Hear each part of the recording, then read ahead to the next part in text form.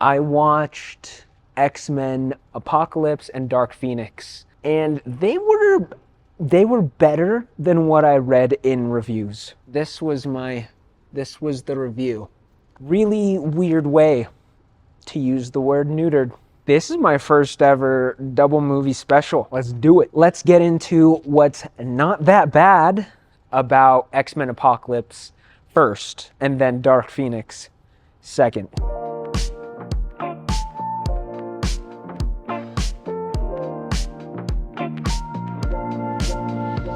Starting with Apocalypse, Oscar Isaac, beginning scene. What a fine looking man. He looked so good here, and then obviously they had to put on some blue makeup like they did with Mystique, all that. Also, why are most of the mutants blue? Like a lot of the mutants are, not most of them. Most of them look fairly human, but the blueness of the mutants, so just a lot of them are just randomly blue. Someone give me a history lesson on that.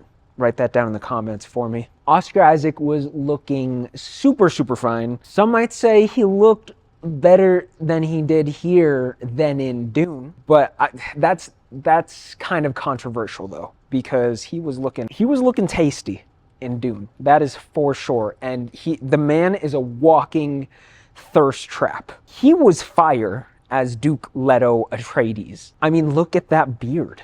Jennifer Lawrence being all about, her character Mystique being all about this free mutants type movement, I thought was actually really cool, reflective of our current political landscape. I don't even have to talk about Michael Fassbender's performance in this because he was amazing. I felt way too sad during his performances because he basically just lost his entire family in this movie. Lucas Till.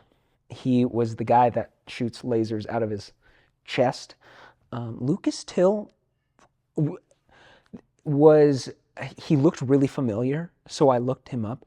Turns out he was the guy, Taylor Swift's love interest in her "You Belong With Me" music video. That was one great thing about this, because I realized that I paused the movie, looked it up, and then realized, oh man, he's T Swift royalty.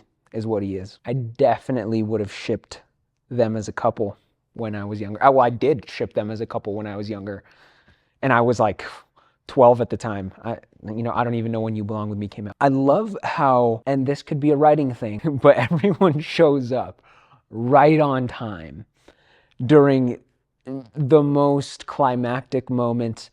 Straight up, like Pietro coming in to save the X-Men right on time before they just get annihilated. Wolverine coming in and during that final act. One thing that I did have a question here is, did Apocalypse build the pyramids, or was it other people? Who knows? That was what was confusing to me. Am I crazy for thinking that?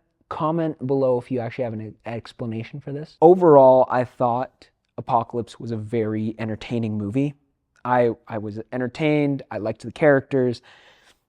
Yeah, Michael Fassbender is immaculate. I love him. And Oscar Isaac. Let's move on to Dark Phoenix. One thing that I didn't mention in Apocalypse was their casting for Cyclops. Cyclops is great. I loved him as a kid. And then I realized that this is the same guy, the guy they cast is the same guy from Ready Player One. One thing that I liked about this movie is the fact that Jean Grey's character is very reminiscent of a lot of us. In the beginning, Charles Xavier just blocks out all of her trauma from the past and just puts up walls in her mind to basically block out all that trauma and not have her remember any of that trauma. We tend to block out a lot of trauma. Am I right? I block out the trauma of my life. I like to block out a lot of haters. That's why I made this channel, because of my optimism.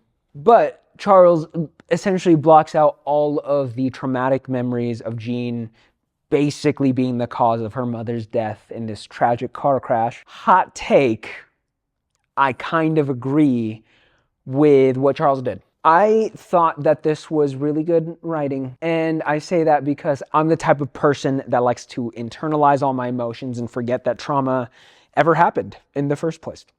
And that is not healthy. Do therapy. I suggest everyone do that. If only I was sponsored by a someone that, like BetterHelp.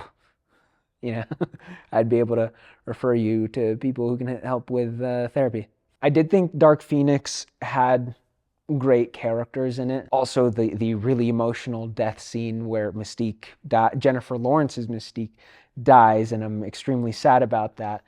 I get it. It was the last movie, but